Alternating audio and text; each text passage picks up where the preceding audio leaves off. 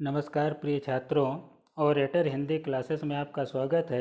बच्चों, आज का हमारा शीर्षक है भक्ति, जो कि हाई स्कूल की पाठ्य पुस्तक काव्य संकलन में बिहारी लाल जी द्वारा रचित काव्य संग्रह बिहारी सतसई से अवतरित है और हमारी पाठ्य पुस्तक में भक्ति शीर्षक के रूप में संकलित है। ठीक है बच्चों, इसमें जो दोहे दिए हुए हैं इसकी मैं व्याख्या भी करूंगा और साथ में बच्चों आप लोगों को इसका प्रसंग भी बताता चलूंगा, जिससे आपको इसकी व्याख्या लिखने में कोई परेशानी ना आए। ठीक है बच्चों, तो ध्यान दीजिए। सबसे पहले पहला दोहा इसका, मेरी भव बाधा हरो राधा नागर सोय, अजातन की झाई परे श्याम हरित दुति होय। ठीक है बच्चों, तो सबसे पहले इसमें ध्यान दीजिए कि जो टफ शब्द हैं उनकी मीनिंग। भव बाधा सांसारिक बाधाएं, हरो दूर करो या निवारण करो, नागर चतुर, झाई परछाई, परे पढ़ने पर, हरित द्युति हरा या प्रसन्न या जिसकी कांति छीन ली गई हो। फिर बच्चों श्याम यानी श्री कृष्ण, काला भी होता है श्याम का अर्थ, और यहाँ पर पाप भी। ठीक है बच्चों, संदर्भ जैसे कि मैंने अभी शुरू में बताया आपको इस शीर्षक के बारे में, तो यही इसका संदर्भ हो जाएगा बच्चों। प्रसंग इसका क्या आ जाएगा, प्रस्तुत दोहे में बिहारी जी ने राधिका जी से अपने समस्त निर्विघ्नों को समाप्त करने की स्तुति की है। ठीक है बच्चों, देखते हैं व्याख्या। मेरी भव बाधा हरो राधा नागर सोई, अजातन की झाई परे श्याम हरित दुति होय। कि इसमें बिहारी जी कहते हैं कि जिनके शरीर की झलक पड़ने से श्री कृष्ण परम आनंदित हो जाते हैं, ऐसी नागरी या चतुर अर्थात भक्तों का कष्ट हरने में परम प्रवीण राधा जी मेरे सांसारिक दुखों को दूर करें। ठीक है बच्चों, ये इसकी शाब्दिक व्याख्या हो गई, लेकिन इसके कई और भी अर्थ होते हैं। जैसे कि दूसरा मैं आपको बताता हूँ कि जिनके शरीर की पीतिमा श्री कृष्ण की नीलिमा पर पड़कर हरितिमा में परिवर्तित हो जाती हैं, ऐसी चतुर राधा मेरी सांसारिक बाधाओं को दूर करें। ठीक है बच्चों, एक व्याख्या इसकी और हो सकती है, उस पर भी ध्यान दें कि जिनके शरीर की परछाई अर्थात ज्योति पड़ने से मन में आने वाले सारे पाप दूर हो जाते हैं, हृदय का अंधकार दूर हो करके हृदय प्रकाशवान हो उठता है, ऐसी चतुर राधा मेरी सांसारिक बाधाओं का हरण करें।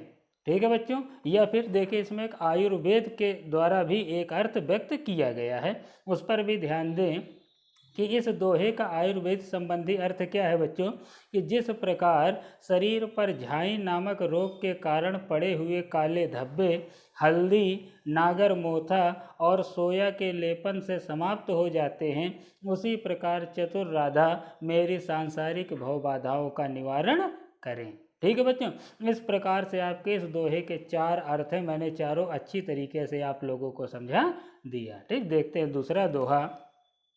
मोर मुकुट की चंद्रकनु यो राजत नंद नंद, मनु शशि शेखर की यकस किय शेखर सत चंद। ठीक है बच्चों, तो इसमें देख लेते हैं सबसे पहले टफ वर्ड जो है, चंद्रिकनु चंद्रमाओं से, राजत शोभित, अकस प्रतिबिंब। ठीक है बच्चों, प्रसंग इसमें क्या रहा है कि बिहारी जी बता रहे हैं कि नायिका श्री कृष्ण के सौंदर्य पर मुग्ध हो गई हैं और अपनी इस स्थिति का वर्णन वह अपनी अंतरंग सखी से कर रही हैं। क्या कर रही हैं बच्चों, क्या कह रही हैं कि श्री कृष्ण अपने मस्तक पर सत सत चंद्रमाओं से अंकित मयूर पंखों का किरीट धारण करने से ऐसे सुशोभित हो रहे हैं मानो शंकर जी से स्पर्धा करने के लिए ही उन्होंने सैकड़ों चंद्रमाओं को धारण कर लिया हो। ठीक है बच्चों, तीसरा दोहा जैसे देखते हैं। सोहत ओढ़े पीत पटु श्याम सलोने गात, मनो नील मणि शैल पर आत्यो पर्यो प्रभात। ठीक है बच्चों, सबसे पहले देखते हैं टफ वर्ड। सलोने मतलब सुंदर, शैल मतलब पर्वत और आतप मतलब प्रकाश।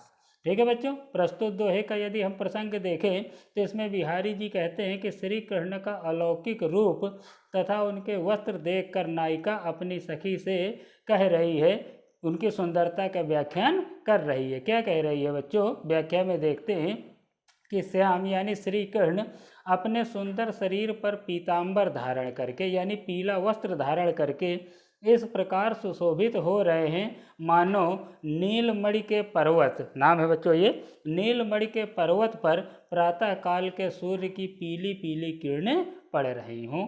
ठीक है बच्चों, मतलब यहाँ पर राधिका जी अपने अंतरंग सखियों से कह रही हैं कि श्री कृष्ण अपने सुंदर पीले शरीर पर, अपने सुंदर शरीर पर पीला वस्त्र धारण करके इस प्रकार से सुशोभित हो रहे हैं मानो नीलमणि के पर्वत पर प्रातः काल के सूर्य की पीली पीली किरणें पड़ रही हों। ठीक है बच्चों, फिर है अधर धरत हरि के परत ओट डीट पट ज्योत और हरित बांस की बांसुरी इंद्रधनुष रंग होत। ठीक है बच्चों, सबसे पहले देखते हैं शब्द के अर्थ। ओट मतलब होठ, अधर मतलब बच्चों नीचे वाले होठ, और दीट मतलब दृष्टि। सबसे पहले देखते हैं हम इसका प्रसंग कि प्रस्तुत दोहे में बिहारी जी कह रहे हैं कि एक सखी बांसुरी के सौंदर्य से मुग्ध होकर के राधिका जी से उसकी प्रशंसा कर रही है। क्या प्रशंसा कर रही बच्चों, व्याख्या में देखते हैं कि श्री कृष्ण जब अपने अधर पर, होठों पर बांसुरी को धारण करते हैं तो बांसुरी हरे रंग की होती है, तो जब उसको अपने होठों पर धारण करते हैं तो उस पर होठ, नेत्र और पीतांबर यानी पीले वस्त्रों की जब ज्योति पड़ती है तो वह हरे बांस की बांसुरी इंद्रधनुष के रंग की हो जाती है। अर्थात यहाँ पर भाव यह है बच्चों कि होठों की लालिमा, नेत्रों की श्यामता तथा पीतांबर की पीतिमा के साथ बांसुरी की हरितिमा मिलकर विविध रंग धारण कर लेती है। ठीक है बच्चों, बहुत साधारण भाषा में आपको इसकी व्याख्या बता रहा हूँ। अगला है बच्चों, या अनुरागी चित्त की गति समझे नहीं कोई, ज्यों ज्यों बूढ़े श्याम रंग त्यों त्यों उज्ज्वल होए। ठीक है बच्चों, तो यह अनुरागी चित्त की, तो सबसे पहले हम देख लेते हैं टफ वर्डों की मीनिंग। अनुरागी मतलब प्रेमी, गति मतलब चाल, बूढ़े डूबता है, श्याम मतलब काला या श्री कृष्ण। ठीक है बच्चों, सबसे पहले देखते हैं प्रसंग कि प्रस्तुत दोहे में बिहारी जी कह रहे हैं कि श्री कृष्ण के प्रेम से मन की म्लानता एवं कलुषता दूर हो जाती है तथा हृदय स्वच्छ हो जाता है, पवित्र हो जाता है। ठीक, व्याख्या देखते बच्चों। अनुराग या प्रेम से भरे हुए मन की गति को समझना कठिन है, इसकी गति बड़ी विचित्र है। प्रेम या अनुराग से भरे हुए मन की गति को समझना कठिन है, इसकी गति बड़ी विचित्र है। यह प्रेमी मन जितना ही काले रंग के श्री कृष्ण में डूबता जाता है उतना ही पवित्र और उज्ज्वल अर्थात निष्कलुष होता जाता है। ठीक है बच्चों, फिर है तौ लघु या मन सदन में हरि आवें की बाट, अब बिकट जटे जो लघु निपट खुटे न कपट कपाट। ठीक है बच्चों, तो तौ लगी सबसे पहले अर्थ देखते हैं। मन सदन मन रूपी घट, बाट रास्ता, बिकट जटे दृढ़ता से बंद, और जो लघु जब तक, निपट अत्यंत, खुटे खुलेंगे, कपट कपाट कपट रूपी किवाड़। ठीक है बच्चों, देखते हैं सबसे पहले प्रसंग कि प्रस्तुत दोहे में कवि बिहारी लाल जी कहते हैं कि कपट त्यागने पर ही मन में ईश्वर आ सकता है, यानी जब तक हमारे हृदय में कपट का वास है तब तक ईश्वर उसमें वास नहीं कर सकता है। ठीक है बच्चों, देखते हैं इसका अर्थ कि बिहारी लाल जी कहते हैं कि जब तक दृढ़ता से बंद हुए कपट रूपी किवाड़ सदा सदा के लिए नहीं खुल जाते तब तक इस मन रूपी घर में भगवान किस रास्ते से आएं। तात्पर्य क्या है बच्चों, इसका तात्पर्य यह है कि जब तक कपट रूपी किवाड़ नहीं खुलते तब तक कोई भीतर कैसे आ सकता है। इसलिए यदि हम चाहते हैं कि ईश्वर हमारे हृदय में वास करे तो हमें सबसे पहले अपने मन से कपट को हटाना होगा। ठीक है बच्चों, आगे जगत जनायो जिह सकल सो हरि जान्यो नाही, ज्यों आँखें सब देखियो आँख न देखी जाए। ठीक बच्चों, टफ वर्ड। जनायो ज्ञान कराया, सकल संपूर्ण, जान्यो जाना, ना ही नहीं। ठीक है बच्चों, देखते हैं प्रसंग। प्रस्तुत दोहे में बिहारी लाल जी भक्त को प्रेरणा देते हैं कि तू ईश्वर को जान ले, मतलब बताते हैं कि ईश्वर हमारे अंदर ही है, सिर्फ हमको अपने मन से कपट को हटाना है, अहंकार को हटाना है और हमें ईश्वर की प्राप्ति हो जाएगी या हमें ईश्वर का ज्ञान हो जाएगा। ठीक बच्चों, व्याख्या देखते हैं। जिस ईश्वर ने तुम्हें संपूर्ण जगत का ज्ञान कराया है, तुमने उस हरि को नहीं जाना, उस हरि को अभी तक नहीं पहचान पाए जिसने तुम्हें संपूर्ण संस्कृति, संस्कार और जीवन का ज्ञान कराया है। यह बात ऐसी ही रही जैसे कि आँखों से हम सब कुछ देख लेते हैं, पर अपनी आँखों को अपनी आँखों से हम देख नहीं पाते हैं। ठीक है बच्चों, जिस प्रकार से हम अपनी आँखों से सब कुछ देख लेते हैं परंतु अपनी आँख को ही नहीं देख पाते, उसी प्रकार से जिस ईश्वर ने हमें सब चीज़ का ज्ञान कराया है, हम अभी तक उस ईश्वर को जान नहीं पाए हैं। ठीक है बच्चों, आगे है आपका कि जप माला छापा तिलक सरय न एको काम, मन कांचे नाचे वृथा और साचे राचे राम। ठीक है बच्चों, तो जप माला छापा तिलक, सबसे पहले हम देखते हैं अर्थ।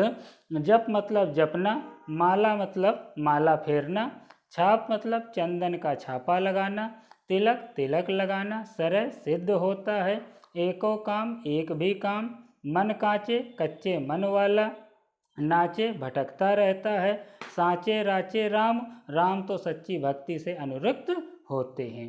ठीक है बच्चों, तो देखते हैं सबसे पहले हम इसका बच्चों प्रसंग देखते हैं। तो प्रस्तुत दोहे में बिहारी लाल जी कहते हैं कि भक्ति में आडंबर का कोई स्थान नहीं होता है और मन का अनुराग ही पहली अनिवार्य आवश्यकता होती है। ठीक है बच्चों, क्या है व्याख्या देख लेते हैं। भक्ति के मार्ग में बाह्य आडंबर जैसे लोक दिखावे में जप करना, लोगों को दिखाने के लिए गले में माला पहनना, अपनी प्रसिद्धि हेतु तरह तरह के तिलक छापे लगाना आदि से एक भी काम सिद्ध नहीं होते। क्यों? क्योंकि ये ईश्वर की आराधना नहीं, मात्र आडंबर ही है। आप ईश्वर की आराधना जब तक सच्चे मन से नहीं करेंगे उसे नहीं पा पाएंगे। जब तक तुम्हारा मन कच्चा रहेगा तब तक व्यर्थ ही नाचते रहोगे। मन कांचे नाचे वृथा, जब तक तुम्हारा मन कच्चा रहेगा तुम व्यर्थ ही नाचते रहोगे। राम तो तभी प्रसन्न होंगे जब तुम सच्चे मन से उनकी शरण में जाओगे।